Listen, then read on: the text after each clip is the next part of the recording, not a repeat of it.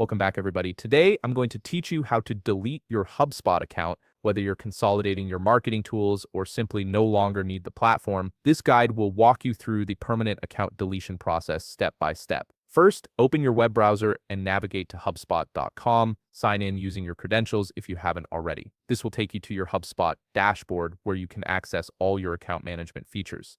Once you're signed in, look toward the top right corner of your screen. You'll see your profile tab there. Click on it and a drop-down menu will appear with various account options. From this menu, locate and click on Accounts and Billings. This section is where HubSpot houses all your subscription details, payment information, and importantly, your account deletion options. Now that you're in the Accounts and Billings section, shift your attention to the top side menu.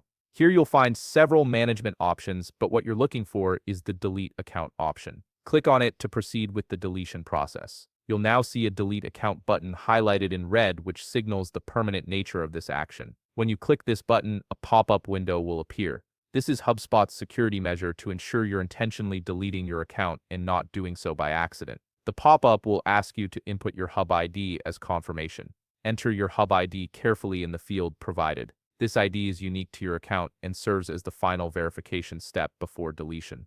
Once you've entered it, click on Yes, Delete to confirm. This action is irreversible, so make sure you've backed up any data or information you might need before proceeding. And that's it, your HubSpot account is now queued for deletion.